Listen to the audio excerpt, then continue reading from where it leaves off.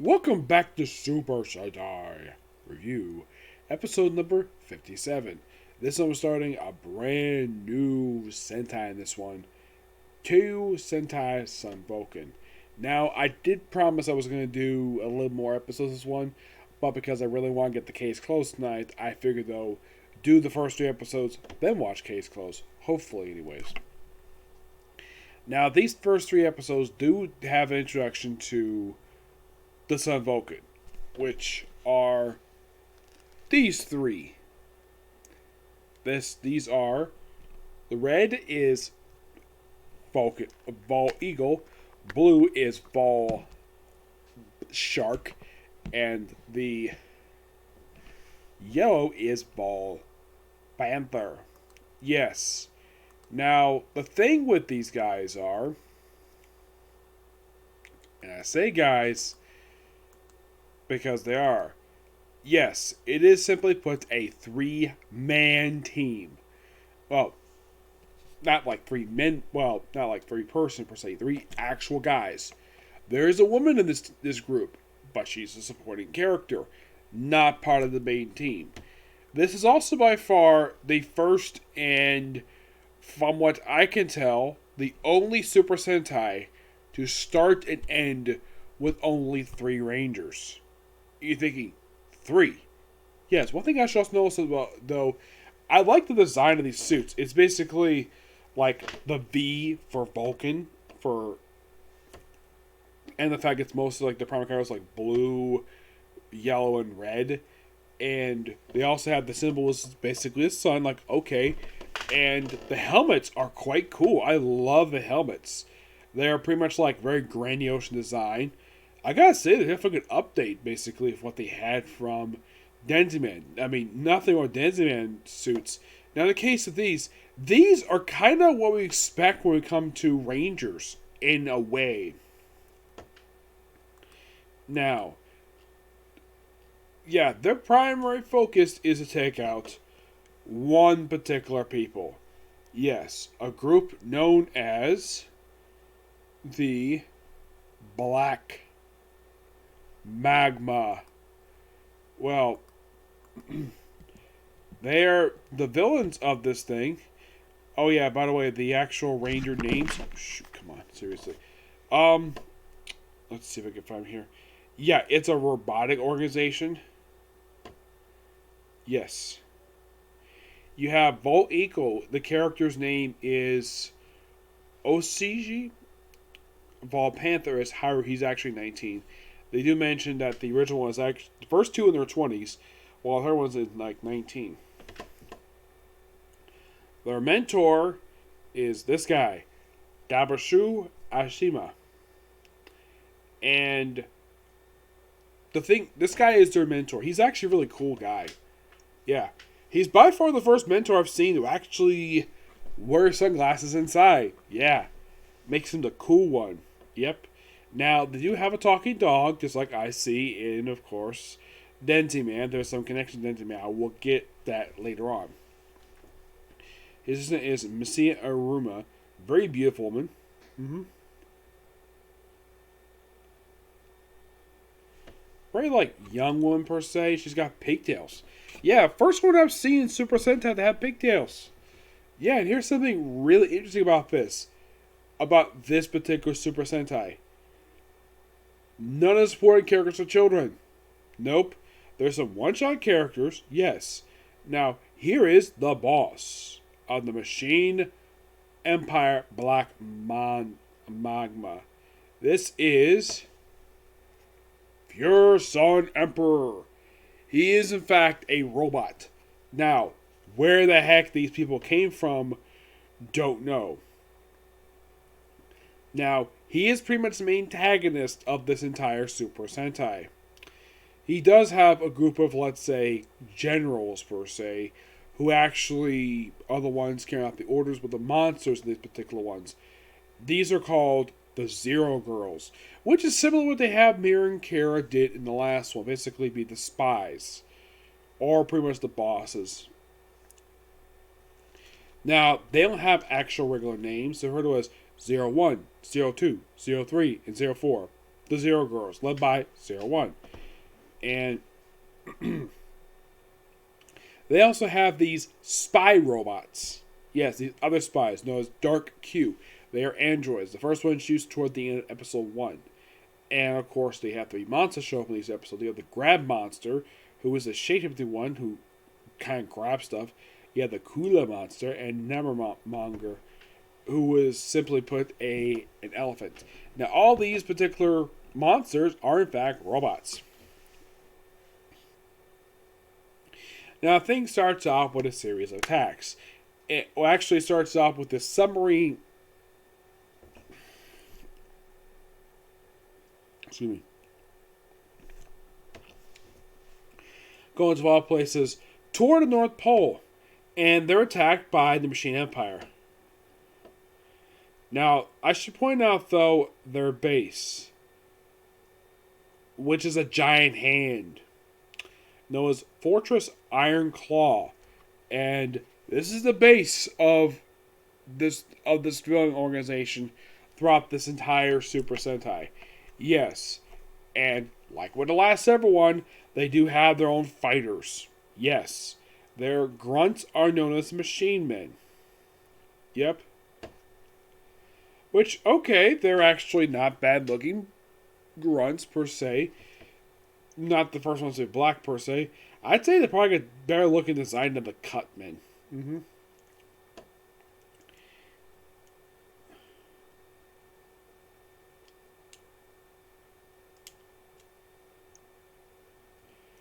Yeah, and this is really interesting though. They're the first ever Super Sentai villain organization to headquarter out of the North Pole, not underground, in the North Pole,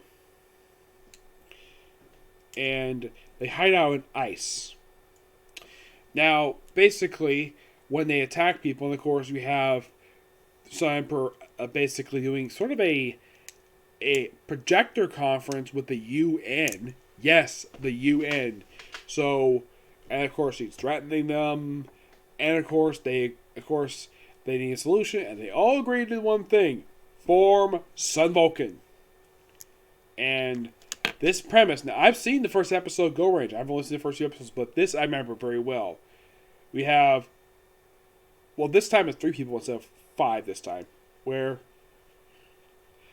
they're all gathered at this shop, this snack shop, and we see, oh, look, there's a chef there. Very friendly. The first one to show up is, in fact, Fall Panther. Yeah, he's the first one to show up. I can't really tell. I know that Eagle was last one to show up here. And here's the thing about these guys. They are got their morphers, which, here's the thing. They're shaped like wristwatches, which, okay, that's actually quite neat. Now, one thing I don't like about this, so far anyways, we don't see a morphing sequence. Well, we don't see them say their call sign or they transform into the Sun Vulcan. Also, one thing I should point out, though, about Ball Panther. He has something in common with Go Yellow. They both love curry and they're massive eaters. That's one thing that's noteworthy about that guy. Ball Eagle is an Air Force. Now, how he's introduced is quite interesting. He just relaxing, looks like his house, and then he's attacked by 01. Yep, 01 attacks all 3, and they're all summoned to this safari shop, the safari snack shop. And like, oh look, this guy here, and they go to this back room. And of course, when he sees Vol Eagle's morpher, he's like, okay. And he takes out this circular device, and they all put their symbols there. Now you're probably thinking, now if you have Single Ranger, this is very similar, except in that one, it was the 5 Rangers that have pieces to a symbol, which is the symbol of the Go Ranger, and they go through a door. And that lays in their base. We don't see much of the base in the first 2 episodes. We see mainly the office for the chief. Yep. Who is Dazu Asuma. Which I have got to point this out, though, about this. Right after the completion of this particular Super Sentai, the actor who played this guy passed away. At the age of 43 of cancer. Yeah, I had pointed out about this guy. And apparently, Val Panther, like apparently just left acting because apparently he just was so distraught of this man's death. Maybe because they're kind of close on the set, I'm not really sure. So they go through the tunnel and they go straight to his office and you see him put on his sunglasses like, "Oh, you're that guy from the snack shop." He's like, "Yep." And of course they introduce themselves and then they morph, which apparently they do this. They just basically form this particular sign and they all transform into their suits. And of course they're saluting and they only do this only in the first episode. Don't worry, they'll do it after this. And we're introduced right away to their vehicles. Yes, like not long after this. We have particularly only two vehicles this time.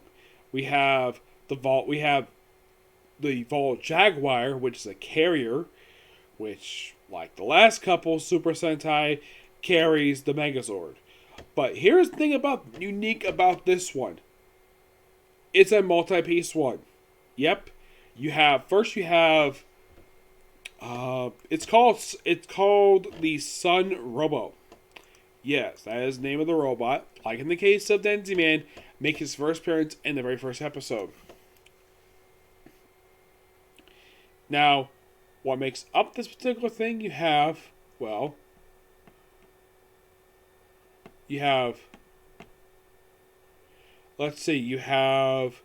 Cosmo Vulcan. The Cosmo Vulcan is piloted by Vault Eagle, who they describe as one of the Air Force best pilots, which not a bad idea to have pilot the Cosmo Vulcan. And if you're curious though what the heck the thing looks like, let's see if I can find it here. This is of course the Cosmo Vulcan. This is the ship, this is the Cosmo Vulcan. The Cosmo Eagle, that's what he pilots. Which is a triangle ship, which you're thinking, wow, that's actually quite not that bad. Oh, shoot, that's not what I wanted there.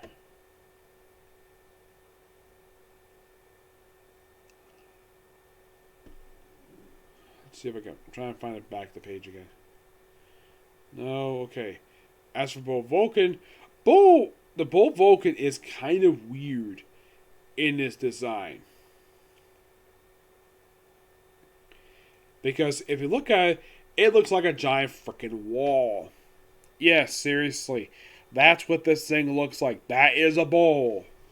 I'm like, okay, whatever. Now, in the case of the combined robot, that's it. Right there. Which, appearance-wise, I mean, from the bomb, you probably think, oh, is this Denzi Fighter? Nope, this is the Sun Robo. And I gotta admit, this actually is the first one to have. Well, in the case of the Denzi Fighter, that one didn't have a shield. I know that the Battlefield robot, that one did have a shield. This one is basically probably part of it, so just someone completely out of the blue. And of course, a shield like this one would look blades. The blades, from what I've read, don't do anything except they just spin. They don't cut anything, surprisingly. The sword is not summoned right away. They have to call for it. And this also was the first time against the multi-piece one, Robo, that each of the pilots, the Rangers, are in separate cockpits. It's actually the first time they actually did this. And also, they, do the whole thing combining. Oh, by the way, the actual thing they drive, these vehicles, it's basically like a typical thing you see in an airplane, like, piece of metal rod, and it's like an old-fashioned airplane. That's how they pilot all three.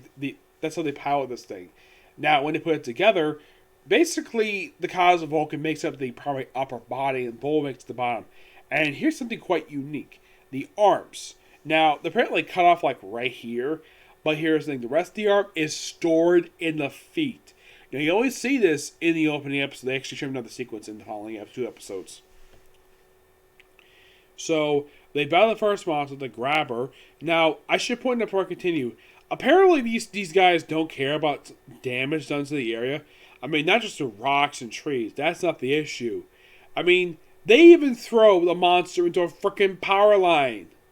One of the big ones you see near the highway. The ones basically the size of a skyscraper. One of those. So these guys go to blackout, and apparently they don't care. Not at all.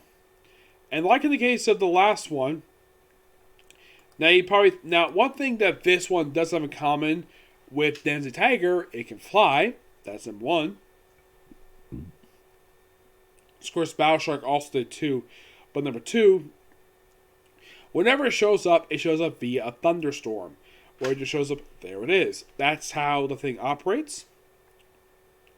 It has, like, with the exception of the teeth, it looks like a very simple design to Densei Tiger.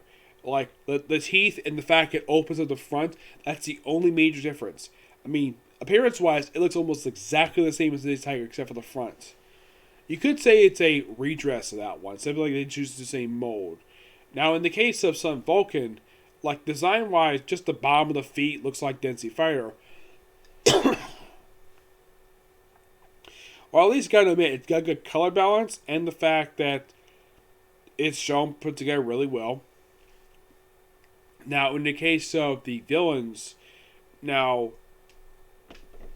well, their plans are like, okay, let's just start some things. Like, in the case of the first and second episode, they try to start a war between Country A and Country B. They identify the two countries.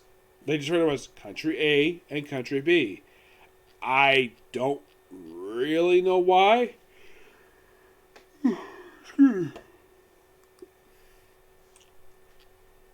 It is by far one of the most baffling things. It's all about spreading a virus. The first episode, basically the premise of that one is just to introduce the Sun Vulcan, their Megazord, the villains, basically introduce the premise of the thing. Dark Q's view to be the assistant of their mentor. The third episode, it does something quite ballsy. Where we have the Machine Empire really want to get some gold. So what do? They have, get this, they have their fighters, yes. Now, I don't remember if in fact, if the Black Cross organization, if they had fighters, like in the case of the organization, like Crime, Saint Agos, and of course Vader, if they had fighters, I don't remember if that one did, because I only watched the first few episodes before I stopped, because, well, one thing, it's quite long, and two, I had other Super Sentai to watch. We have the magnifiers. We only see him, like, briefly in the sky. Cosmo can shoot him down a lot of the time, or it's basically a Jaguar. And, like, they want to get the gold. So when they stop to get the gold, of course, they also cause a disaster. And, of course, to rescue people, which they do rescue. Well, they should basically pick up buildings so that people can get away. But that's it. And, like, it's just me, or the Sun Vulcan does not care about collateral damage. Yeah, they literally just don't care. Well, they don't cause, like, major disasters per se. They just cause some buildings to be damaged. But that's basically what they are. Yep. So, at one point, the Machine Empire kidnaps a school bus of children in order to convince the Prime Minister, whose granddaughter is on board, to say, hey, can you give us our gold, please? And after like an hour, the Sun Vulcan tries to be the new hostages, but nope. They also have it where they put a bomb on board, and this is something really weird, like before we win the battle. We have it where the Jaguar picks up the bus, and there's a machine man on board. Did somehow, some way, did this guy get shocked? Because later on, the kids are fine afterwards. They're rescued. And they're shocked we pick up off the ground, which, second time that Vol Jaguar did this over the course of the same episode. And apparently they're shocked to see that they're screaming, and the next thing they're perfectly fine. I mean, I love the fact that the mentor, who actually seems like a really good person, it seems as though he really cares about animals. He's an animal lover, which, okay, makes him the third straight Super Sentai character to care about animals. Though the last two are played with the same guy who's social with animals. This guy is just a robotics expert who just loves animals. And he builds the Vulcan base on an actual safari, which, I gotta admit, that's actually a really neat idea. I mean, Would this be a target for Machine Empire? Not really, no. Not at this point, anyways. It might be in the future, but who knows? But in the case of the first 2 episodes, they're actually pretty good. I gotta say, it's a great start for this thing. And I'm definitely looking forward to watching the next 3 episodes, especially as a particular character is making her return. I will discuss it here. I'll review it in the very next episode. And also the reason why I picked the Sentai next to watch. But yeah, 3 great episodes. Okay, so that's the episode review. Stay tuned for my next review, which will be Case Close. I'm working on it next. Okay, next video. Bye.